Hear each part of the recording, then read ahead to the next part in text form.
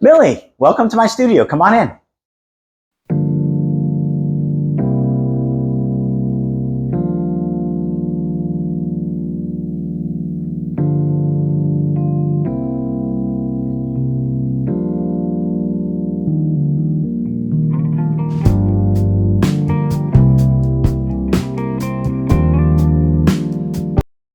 Thank you, Dennis, so much for having me over today. I have to say, I recently saw Naked Ambition, and I loved it. I'm a huge fan of Bunny Yeager, and I learned so many fascinating things about her through the film.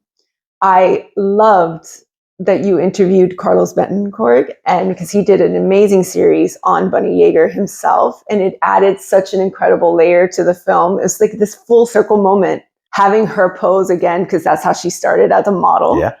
And I thought that was just fascinating. And similar to your other film, The Last Resort, it almost is this love letter to Miami at a time where I think it was the coolest, the 60s and the 70s. You know what I mean? Unfortunately for me, I was here then. And it was a very special place. Carlos literally looked after Bunny late in her life in many, many ways. And it wouldn't have been a film without him. He's a very special artist, but he's mostly a very special human being. And what he did for Bunny was very special. So we wanted to have him in the film, and he did a great job. What made you pick her? Well, as you noted, I love Miami subjects. The thing about making films in Miami is that you're never short of subjects. There's always something crazy going on, whether it's artistically, there's Florida Man, there's Only in Dade. You don't have to look very far to find an interesting story to tell. As a documentary filmmaker, most of my practice, virtually all of my practice, is about art and artists. And so Bunny is clearly one of the most iconic artists to ever come out of Miami. And also as a photographer and a woman, I don't think you would have people like Sofia Coppola if it wasn't for someone like Bunny Yeager starting early in her career. You know, it's even bigger than that. I mean, Bunny really invented the selfie. She took these self-portraits that are just amazing. I mean, they're staggeringly beautiful, and she was a beautiful woman. And what she did was, create this kind of possible vibe. When she would shoot her subjects, women were so much more comfortable being in front of the camera when they were working with Bunny, because they knew Bunny had done it. They knew Bunny had arched her back that 110%. They knew Bunny had done all the hard work. And so they were much more comfortable. And, with regard to Naked Ambition, the film, we were very fortunate because we had a woman edit the film named Dia Contaxis. She teaches editing at the University of Miami. And her vision of the film is really what got us to the finish line. She saw the film as almost like Bunny as a reluctant feminist.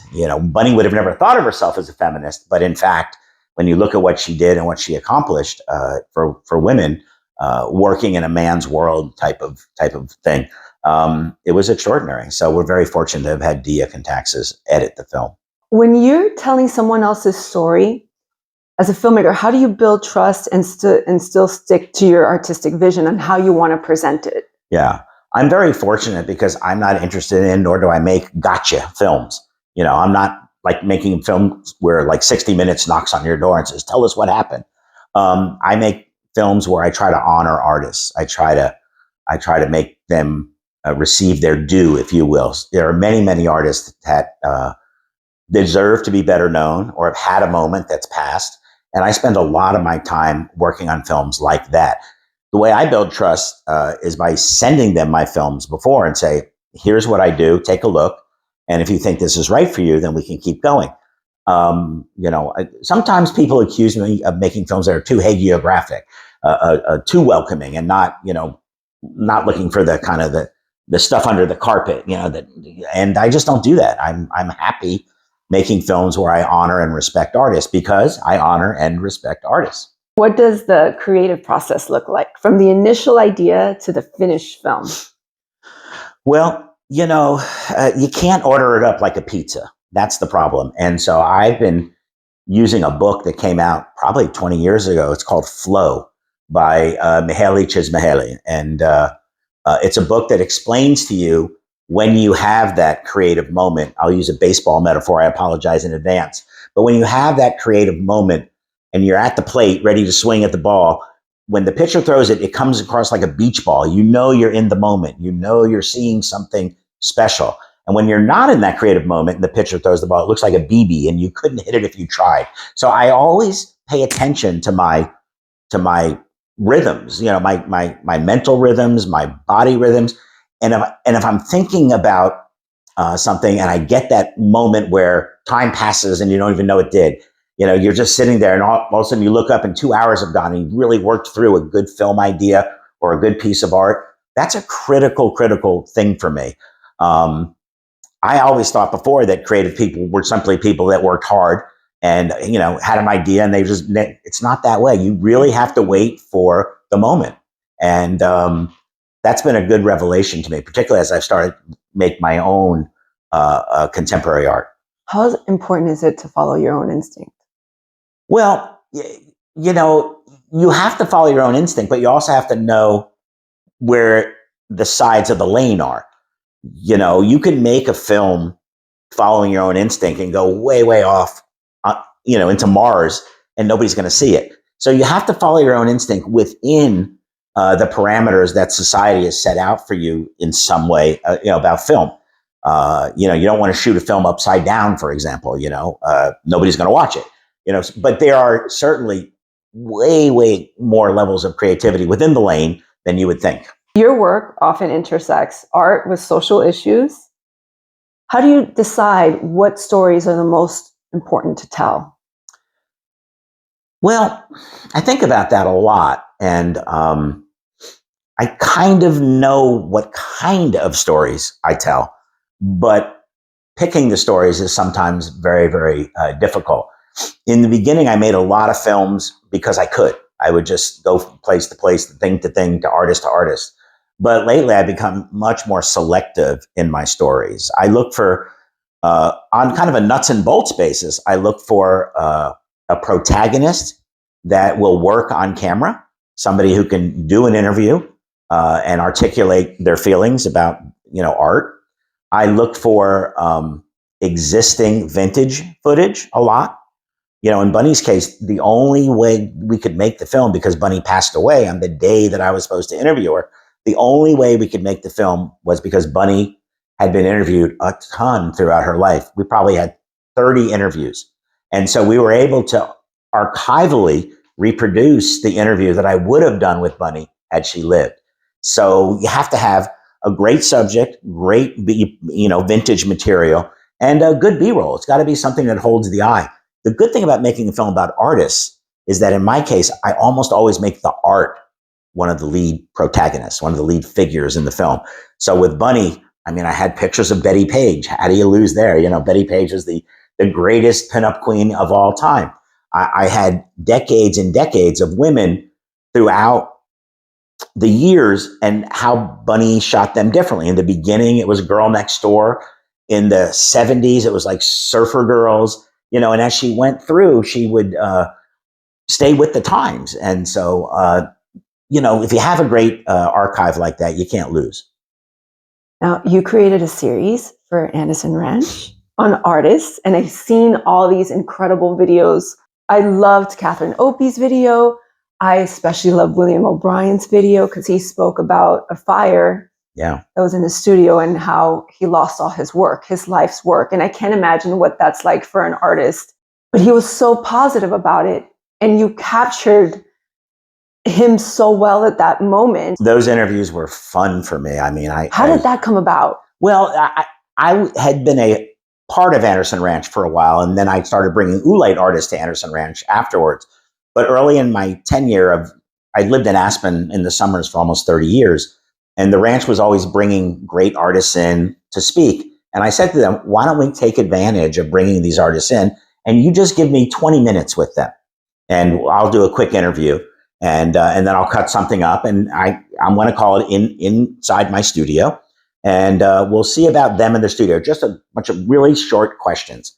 And they said, well, sure, let's try it.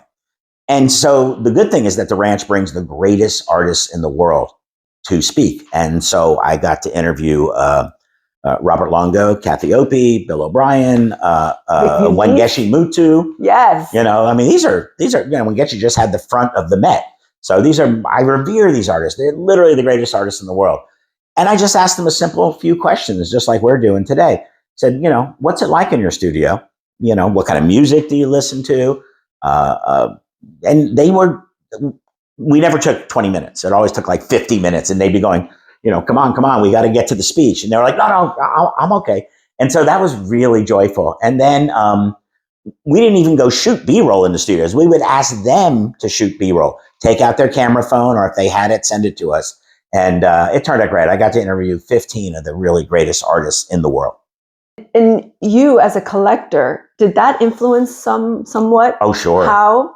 Sure. You shot him? I want to make it perfectly clear, as a film director, I never worked the camera, I never worked the sound, I never do the editing, but I look over everybody's shoulder doing that. And the thing I do, pretty well is build teams. The teams for all these films that I've been making, like Bunny.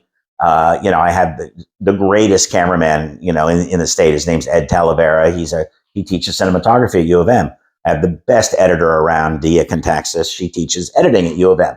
So I've got a mature crowd, within my crew, and that's important to me. But out in Anderson Ranch, I was friends with and involved with a local television station called Plum TV. I used to do on-air stuff for them. I did not like being on air. I'm better happy behind the camera. And they taught me a lot of the ropes, and I got to use their cinematographers often.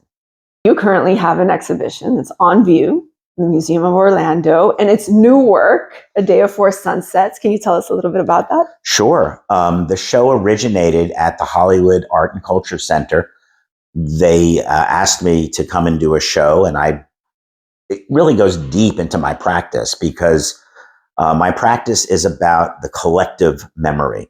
What do I remember vividly that you also remember? Now, we're pretty far apart in age, but there are certain moments in time where we all come together in our consciousness. For me, it was the Kennedy assassination. I was 8 years old. It was something that just stuck with me all my life. What would your most vivid collective memory be? Oh, there's a few. Probably 9/11. Right. So that's the most. The Challenger. So Challenger is amazing, because I made a piece about the Challenger, and it's in the show at Orlando Museum of Art. So the show is opening in March, and it's 25 works done in kind of my classic style of using the 12-sided figure and then putting memorabilia on the meridian lines as they cut through the piece. It's a really interesting show from just as if you're interested about astronauts in space. We're actually going to have on opening night, I'm going to do a dialogue with an astronaut. She has been in space, Nicole Stott. She's been in space twice. She's actually done a spacewalk. And more important to me, she actually has the first artist to make a painting in space. She did a watercolor in space. What? So that's super cool. Yeah. So she'll be there on March 19th. How do you even begin to do that? I don't know. Deborah, my wife, was asking me the same thing. She said, how does she do that? Because doesn't it float away? Yes. I said, I don't know. Maybe they go but yeah, I don't know. I'm going to ask her, though, for sure. So how does your studio environment shape your creativity?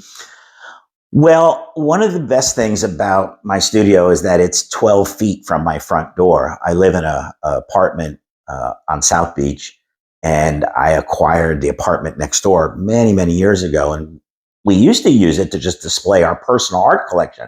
I've been collecting art for many, many years. I bought over 2,000 objects. But at some point, we thought we were going to move, and we closed up the space between the two units. And then we didn't move, and I began to make work about 12 or 13 years ago. And so the joy of, going next door in your pajamas in the middle of the night because the muse has struck you and you want to make something, there's nothing better. I actually went out and looked for a studio with taller ceilings not too long ago, and I came to the conclusion that I got it really good. Don't mess it up. So I'm very happy here. Was that what you wanted to be originally, an artist Oh, growing no. up? Or Gosh, no? no. No? No, I never went to a museum, an art museum, until I was 22 years old. My family, I was a blue collar kid, grew up down here after the age of 8, blue collar kid, um, fishing, diving, water skiing. My family were boaters. And so that was my life. Never went to the symphony, never went to the opera, none of those things. I grew up in the suburbs, of Miami Gardens. And I grew up in North Dade, right by where the football stadium is now. And I didn't know for any of those things. And I was in my senior year of college at FIU. I was an accounting grad, and I wandered into the school museum one day, and it wasn't much bigger than this space either. And there was something about the cool white box and the objects on the wall that kind of meant something to each other because somebody had curated a show. And I get very zealous when I get excited about something. I go crazy, and so I went crazy. I started collecting art. I almost immediately met my wife, Deborah. At that time, she was my girlfriend for 3 years, and it just changed my life. The art world. She was much more knowledgeable. She took me to the Met for the first time, and so between us, we make one good collector. So. And we've done it now together for 48 years. So it's very special. You supported many artists and institutions. Do you think something's missing today from the art ecosystem in a way? Sure. I mean, after I had been a lawyer for a while, I've been a CPA for a while, a lawyer for a while, did some venture capital, ran some companies. I decided I really just wanted to do philanthropy going forward. And so I took a job at Knight Foundation and built their national arts program for 7 years. I loved it. Probably the greatest gig I've ever had. Took a little time off after that to make some films, and then came back and ran Oolite Arts for 7 years, up until a couple of years ago when I stopped to just make the practice full time. Our community is really a great, great art community. It is only missing one thing, and that is it needs to have a very special top 5, 6, 7 MFA program. You've got to have a master's in fine arts taught by exceptional artists, working artists. And if you don't have that, then you're going to start to export your youth. I have many friends, Rafael Domenech, Alejandro. There's a lot of people that have had to leave here to go north or west to California or New York because those are where the great MFA programs are. So until we have that, we won't really have the full circle of the ecosystem of the arts in our community. We're just missing it. We have programs down here. They're not bad, but when you compare them to the collector community, now the museum community, all of the things that we do here, the artist community is exceptional here. I mean, it's as good as everywhere. Maybe LA and New York have more artists, but our artists are slaying. I mean, they're killing it. Leo Castaneda just got into the Whitney Biennial. That's a big check mark for our community. So that's the one thing we're missing. We have to make sure that the kids that come out of New World, for example, or Dash, those high schools are 2 of the best high schools in America for creativity. But then what do they do? What do they do then? They can take a bachelor's get a bachelor's at New World, but the terminal degree for an artist is an MFA, and we've got to find a way to give those students an opportunity to succeed down here. What do you think it's the best way to start something like that?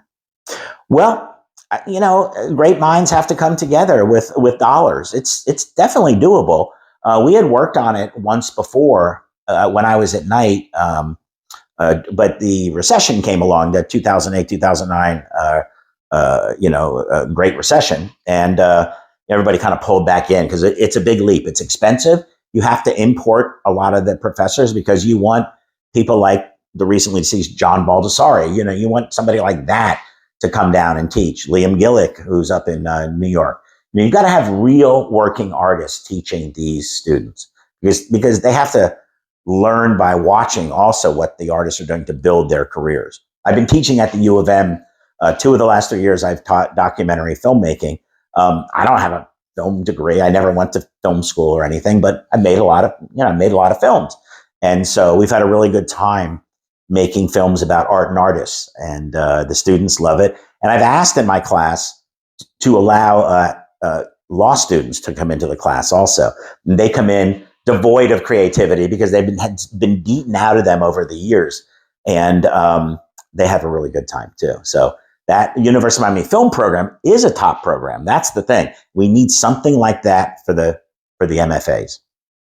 Now, I always ask artists about challenges that they face. I'm curious about what was the biggest risk you've taken that you feel is the most transformative in your career? I think there's a couple.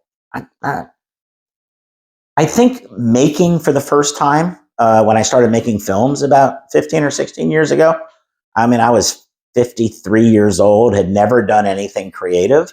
I mean, I found entrepreneurship to be fairly creative, but I'd never done anything artistically creative.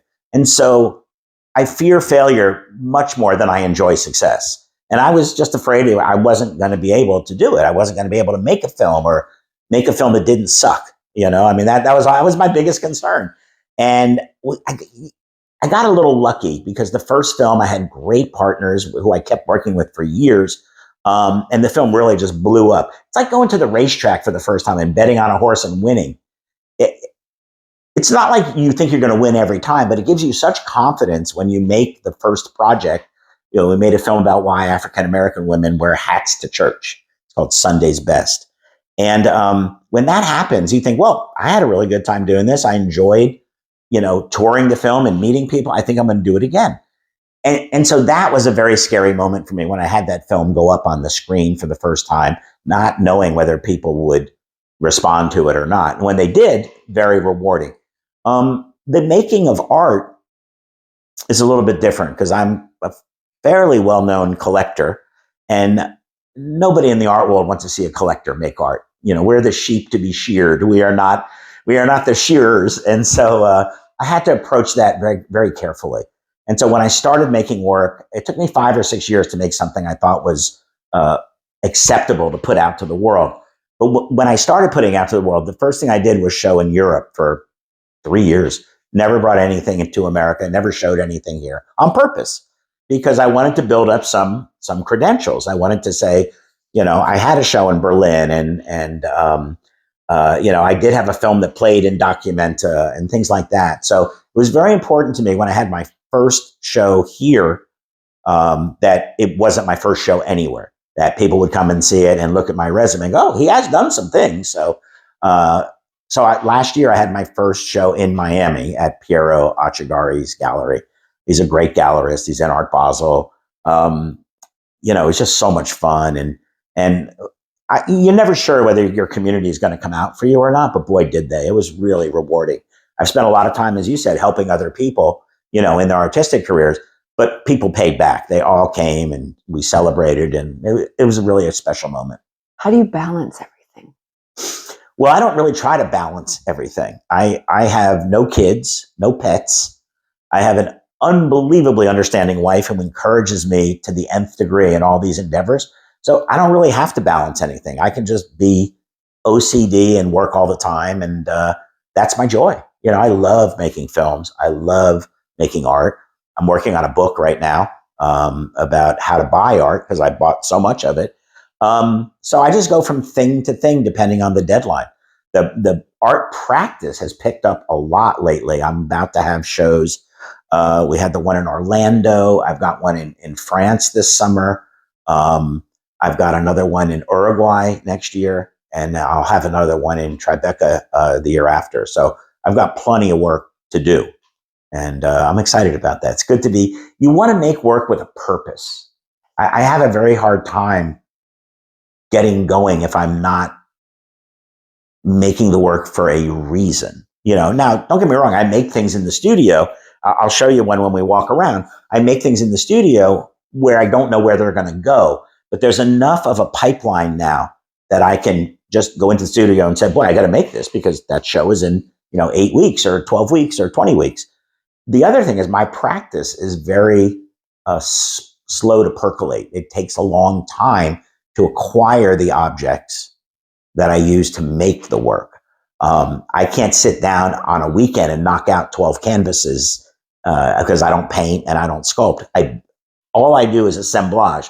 So I go out into the world and look for objects. I look at around 30,000 objects a month online, pretty much, from auctions. And then I bid. And sometimes I'll be bidding on 10 or 12 things, but you got to bid. They don't give them to you. And so I'll get one or two. And that's how the practice works. Well, will you show me around? Sure, I'd love to show you around. I've been sitting in front of this work for a while, and I absolutely love this. Oh, good. It's a work that came about because, like most artists, you have something in your history that makes you think about making a work.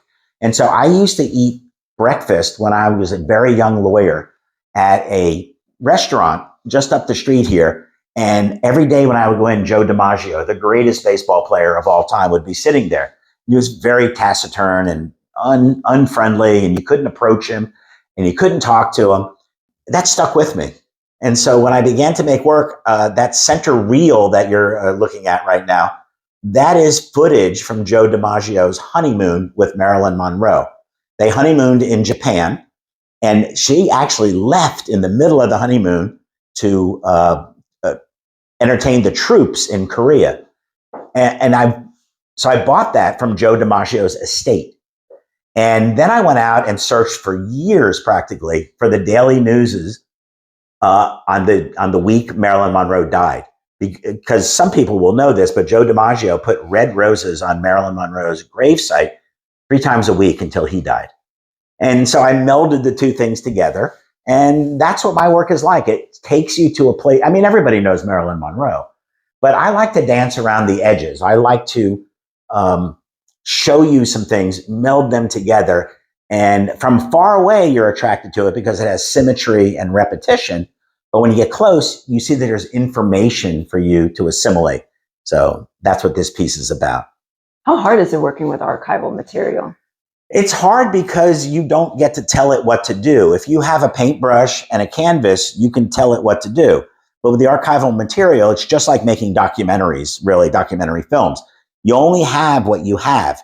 You can't make the subject say what you want, unlike in a feature narrative film. In a narrative film, you write the script, the subject says the words, and you hope it works out. Here, you've got to go out into the world and find things that are of interest to you and that will talk to each other as opposed to you telling them what to say.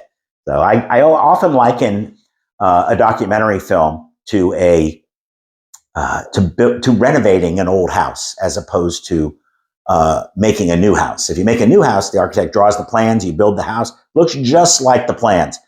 If you renovate an old house, you get surprises all the time when you take things out. So that's the difference, and I'm an old house guy.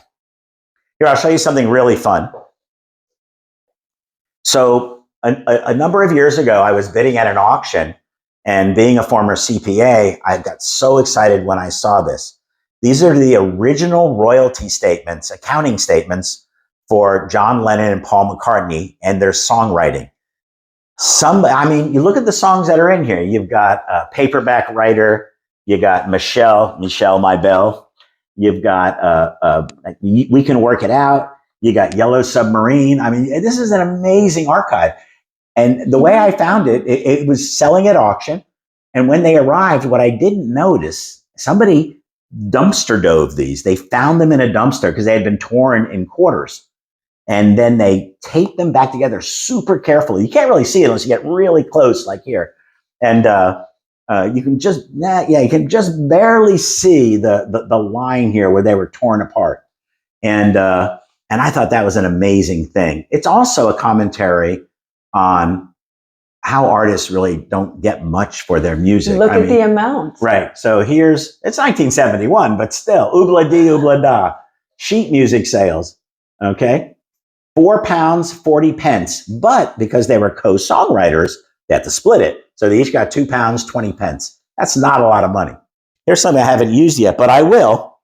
It's A-Rod. Yes. Bobblehead. So I acquired about 100 bobbleheads recently, little ones, the ones you would normally get.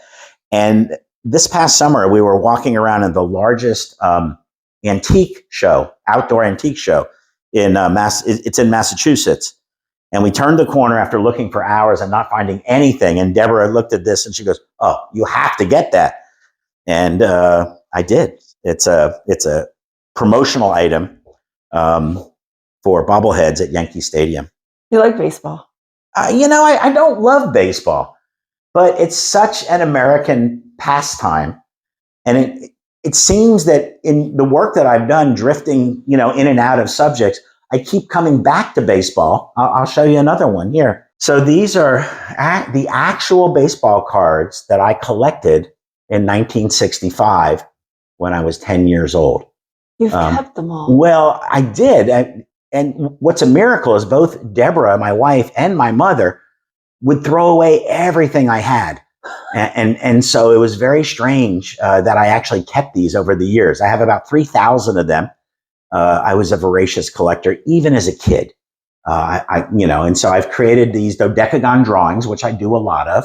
And then on top of that, I put this 12 baseball cards of I guess they were the Anaheim Angels then. I don't know I think they're called the California Angels now. But yeah, Bobby Canoop, he was a great player. Jim Fregosi, great shortstop. So yeah, a lot of fun for me. A lot of fun. What's in here? Let's see. Well, I see awards. I see them. Well, so I've been very fortunate in my filmmaking to receive a lot of regional Emmys. I've actually gotten, I think, 24 at this point. And there's only 12 here because the other 12 I turned into a work of art. You did? Yeah. When I had my show in Berlin, I mounted them onto the wall sideways like this in the dodecagon. And so I couldn't sell that because, no surprise, you're not allowed to sell your Emmys. So yeah. Are you allowed to make them into artwork? I don't know, but I did. So, all right, enough of this. Let's get out of here. So I'm working on a show right now about Martin Luther King Jr. and Bobby Kennedy. It's just been on my mind lately with all of the things that are going on in our country. And they had a really amazing relationship.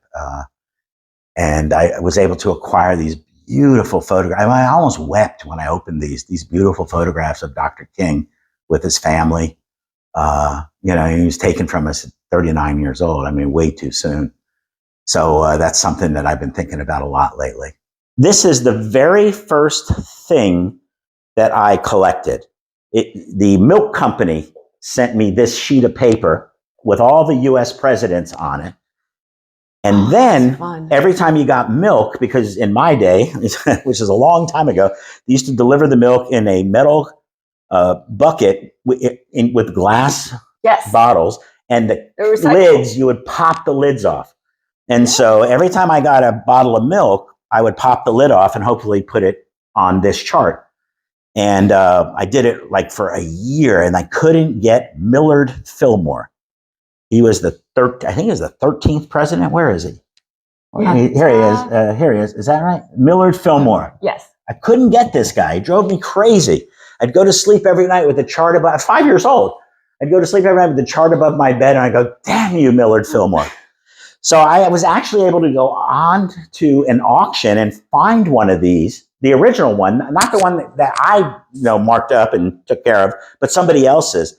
And then I just did a show at Columbia University, and I made this print, my very first print, which I've always wanted to do. So I put the dodecagon lines in, and on top of this, this is the very first object I began to collect at age 5. You enjoy printmaking? It's fun. It's hard. I'm more of a director than a hands-on person. I'm not very skilled. In my family, I was always the joke. I wasn't even allowed to go in the garage because every time I did, something would break. So yeah, I'm not very hands-on. Fortunately, I worked with a master printmaker, and he was able to help me pull some of the proofs and things like that, and which is how printmaking works. Here's something I've been working on, but I haven't kind of resolved it yet. So I bet you don't know who this is. Let's get the light. Yeah, over here. John Barrymore? No. Very good, but not him. This is Rudolph Valentino. Yes. And so I've been able to acquire 108 Rudolph Valentino photos. Oh. And I haven't figured out what to do with them yet, but Rudolph Valentino was, without a doubt, the Brad Pitt of his time. Such great style too. Yeah. When he died, something like 16 women in America committed suicide, even though they had no relationship to him or anything. There were a bunch of women that committed suicide. He couldn't bear to live without Rudolph Valentino. Now, is that the truth? It is the truth. Gosh. It is the truth. So here's another thing I'm working on right now. I said to you how obsessed I was about the Kennedys. And so I have been buying these news. It's like a ticker tape where you're in Dallas and you start typing in Dallas, and then in New York it types it, at the same time.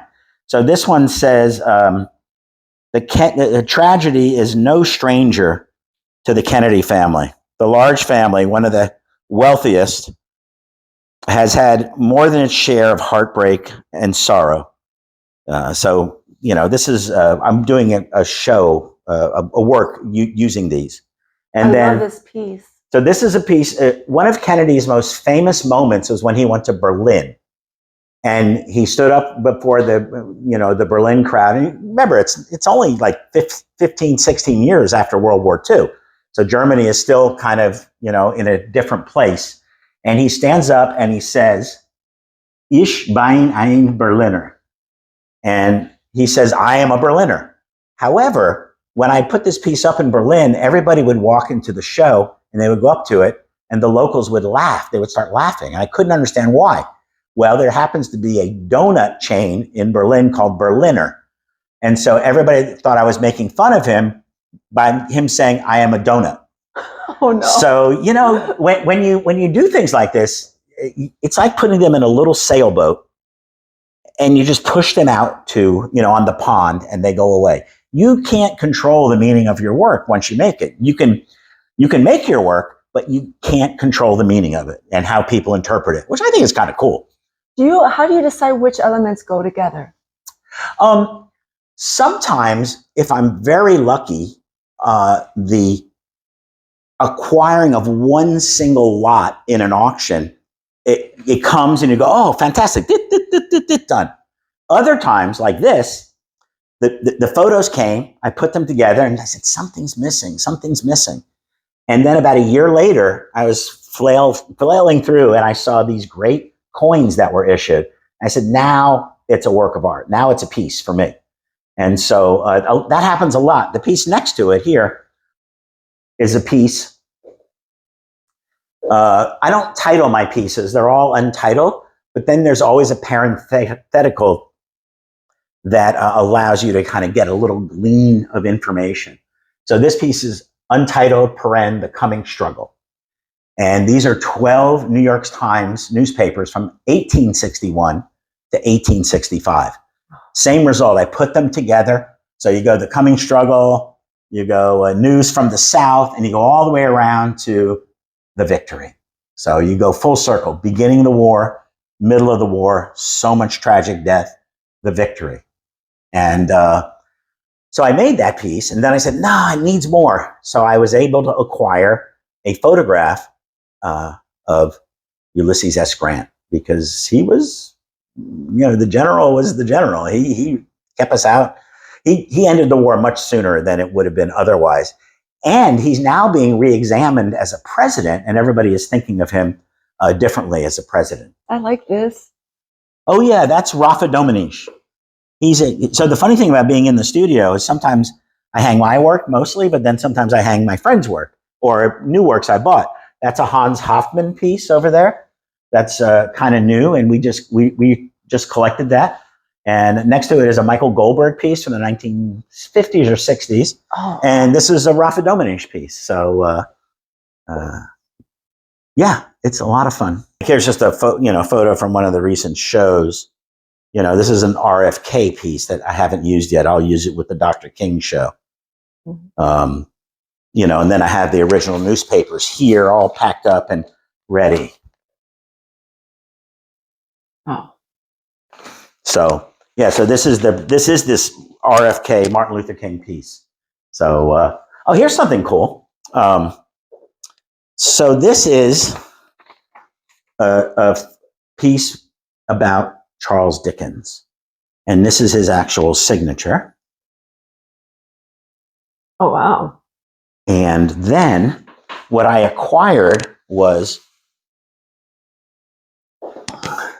101 booklets like this. And this is the first posthumous work of of everything, the works of Charles Dickens, everything, the first posthumous work. It was started in 1873. And every month they would come out with a new piece. And this one happens to be something he wrote called Pictures from Italy. And the cool thing about it is there's always like these incredible. Here he is, writing about Venice. So it has all these great kind of etchings. Oh, that's beautiful. Yeah. And so these are the original pieces. This is from 1878. And the way I got to this is I initially bought, for the practice, I made a piece out of Charles Dickens' Little Durret, which is a very famous book he wrote about a young girl who's born in debtor's prison and how her life evolves. And so I bought the originals. Those were 1853 to 1858. And I just loved it. And so I made it into a piece, but somebody's acquired it and I missed it. So now I've gotten a different type of Dickens piece. So yeah, I mean, most of the fun is in the looking, as it always is, looking every day at thousands of objects on a phone, I do it everywhere. I do it on my computer, on my phone, on my iPad. People send me things now because they know what I do. So that's been fun. They seldom send me something I can use, but I appreciate the gesture.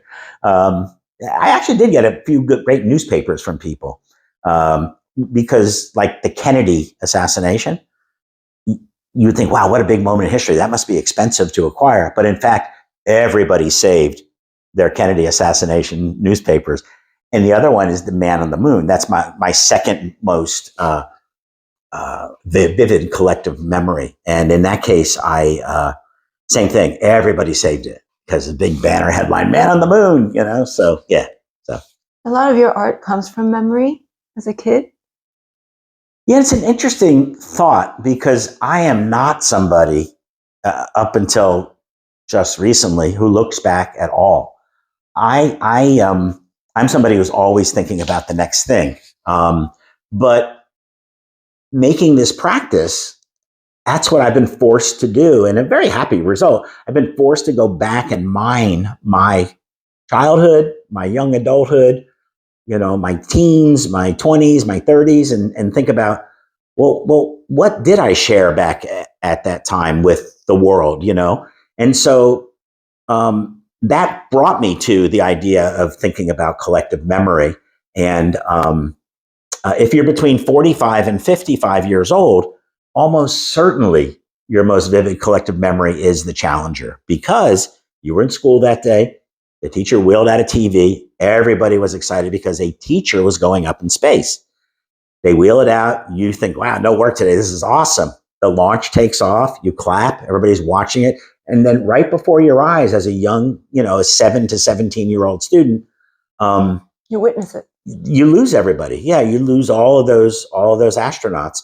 And for many, many people, it's the first time they ever saw somebody pass away. It was very somber because I was in class when it happened. Yes.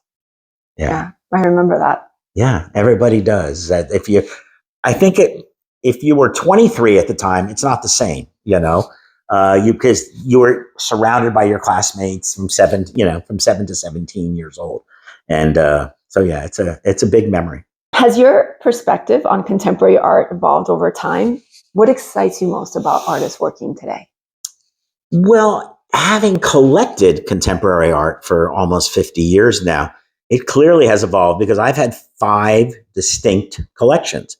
I started with prints because that's what we could afford, but I bought amazing prints by Roy Lichtenstein and Jasper Johns and Robert Motherwell. And then after about 10 years, we had gotten to a point where we could do something different. And 10 years is about what happens with me. I kind of wear out the subject at at about 10 years.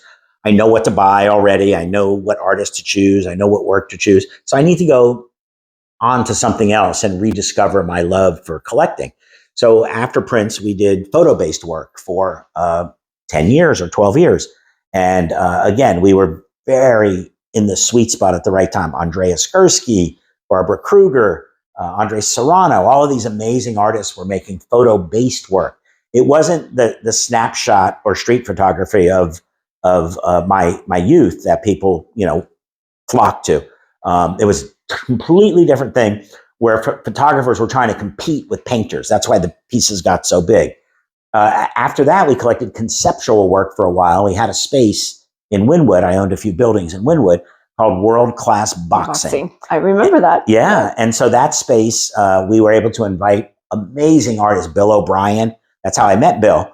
Mark Bradford, amazing artists to come and make work for us. And so we did that for about probably 10 years. And then I reached a point where I got a little burnt out on the art world. The art world goes through cycles where it becomes too much about personality and money, too much noise. And so I really lost my way a little bit. And I happened to be in Australia a lot because I've been making wine in Australia since 2001. I've had a bunch of wine companies down there. And I got to meet the curator of the only great contemporary art museum down there. And I was telling her that, I was kind of fried on the art world. And she said, well, have you looked at the Aboriginal art? And I said, yeah, but, it doesn't really do it for me. She goes, you're looking at tourist art. She goes, let me take you and show you some contemporary Aboriginal art. And she took me. And I was like, oh my gosh. I mean, it was like one of those epiphany moments you have where your mouth drops and you're just like, wow. Got on the plane that night. Took me 30 hours to get from the vineyard to my home here, each time. And I walked in and I said to Deborah, I said, you're not going to believe what we're going to do next. She goes, huh? She had no idea what I was talking about. I said, we're going to not collect this art world anymore. We're just going to collect Aboriginal Australian contemporary art. I said, it'll be great. She goes, but it's 10,000 miles away. I said, yes. She goes, they don't speak your language and you don't speak their language. I said, yes. She goes, that's going to be hard. I said, yes, I like it hard. And so we went off on this incredible journey of collecting about 400 works in 8 years and then touring it to 16 museum shows across North America. The impact for the artist was so amazing that Deborah and I actually received the Order of Merit from the Australian government because we had made such a difference in how people looked at the work. When a contemporary art collector gravitates toward that work, everybody goes, really? And now it's all over the place. So that's been a really nice adventure for me. And then finally, I started collecting probably about 5 years ago. I went back to the contemporary art world and I collect with Deborah works on paper now. We have works by, Robert Motherwell again, or Fred Sandback, Agnes Martin, Robert Smithson, all of the kind of important contemporary artists from the 50s forward. I've gotten a lot of drawings by David Smith, the sculptor. And it's been really great. It's they're a little more intimate. And I think I chose that because I spent so much time in Australia watching the artists use their hand, and contemporary art can sometimes be a little too clinical, a little too polished. And so I was able to, go back to drawing. And that's been great. I mean, we're really still collecting every day. We try to find something. And that has melded with my own practice, my own art making practice. And I'm learning a lot. Is there a tip that you could give to a young collector? Yeah, and it's an easy one to do, but they won't do it. One of my rules that'll be in the book is before you buy the very first work of art, look at 10,000 works of art. It's not that hard. I look at 30,000 things a month for my practice, and people get excited and they, select and they buy something, and then a year later, they understand why I said look at 10,000 things, because you can short circuit that first 3 years and buy a work that you would have bought your third year if you look at 10,000 objects, you can buy the third year work in the first year. Your tastes evolve. It gets better and better and better. So if you move yourself up the curve by looking at 10,000 works, because in the beginning, you want shiny stuff by famous people. You want an autograph. You want to say, oh, look, I got a Picasso, That's not how it works. You've got to look at a lot of work and your eye begins to develop and you start climbing kind of the scale of objects that you're interested in. You get smarter. You get context. The thing to have and you're going to collect art is context. What does this piece mean in the world of art? What does this piece mean in the world, period? And so by looking at all those objects, when you go to Art Basel and you can then say, I remember that artist and he was in the same period as her. And they, so look at 10,000 objects before you buy the first one. Any advice to students, to young emerging artists? Anything you wish you were told? I got the best advice I've ever gotten about being an artist from Jerry Saltz, the famous art critic of New York Magazine. He's been in my last couple of films. He's great. He was very kind when we showed Naked Ambition in New York City when we had a theatrical premiere. Jerry came and did the Q&A for me, and he was amazing. But I asked him, I said, look, even though I'm kind of old, I said, I'm an emerging artist. What would you suggest? He said, Dennis, he said, don't say no to anything the first 5 or 10 years. He said, whatever opportunity you can find, solicit, beg for, get, do, he said, do them all. He says, because you won't really understand how your work works in the world without seeing it in the world. And if you think about artists, at any given day in a year, they don't have a work up anywhere. They might have a 60-day show at a gallery or be in a group show in a museum if they're fortunate. But most of the time, they don't have anything up. And so I've been just saying yes to a lot of things. And the things that I'm saying yes to, I'm not sure I would have said yes to if he didn't say to me, Dennis, you gotta say yes to everything in the beginning. So I'm doing that. And it's great advice. Thank you so much. You've been so generous with your time. Thanks for coming. I'm so happy that you're shining a light on some of my favorite artists in this community. William Osorio, I had the pleasure of, being close to him when he was making work out in Anderson Ranch and places like that. I mean, he's a really great artist. Karen Reifus is, kind of the queen of the art world here. She's just been making for so long and doing so well. So I'm honored to be part of that group. Thank you so much.